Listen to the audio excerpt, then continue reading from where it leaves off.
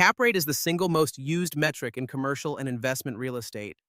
The formula is simple: net operating income divided by purchase price or current market value. Multiply by 100 to get a percentage. Cap rate equals NOI, price, at 100. NOI is your annual gross rental income minus all operating expenses, not including mortgage payments. If a property brings in $24,000 a year in rent and operating expenses total $10,800 a year, your NOI is $13,200. If you bought that property for $165,000, your cap rate is $13,200 divided by $165,000, which equals 0.08 or 8%. What does 8% mean? It means if you paid all cash for the property, no financing, you would earn an 8% return on your money from operations alone. It strips out financing completely, which makes it useful for comparing properties regardless of how you plan to fund them. Think of cap rate as the property version of a bond yield. A 10-year treasury bond might yield 4.5%.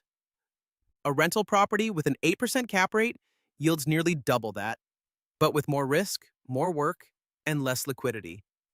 Cap rate also works in reverse. If you know the NOI and you know the market cap rate, you can estimate what a property is worth. NOI of $13,200 in an 8% cap rate market means the property is worth roughly $165,000.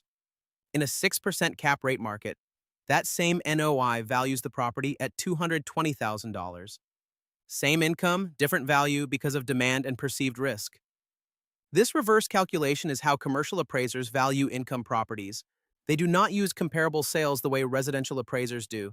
They find the NOI and apply a market cap rate. That is the income approach to valuation. Key point: cap rate is a snapshot in time. It tells you what a property yields today based on current income and current price. It says nothing about future appreciation, rent growth, or changes in expenses. It is one piece of the puzzle, not the whole picture. Another key point: cap rate ignores financing entirely. Two investors can buy the same property at the same price. One pays cash. The other puts 20% down with a 7% interest rate. They have the same cap rate but wildly different cash-on-cash returns. Cap rate measures the property. Cash-on-cash measures your investment.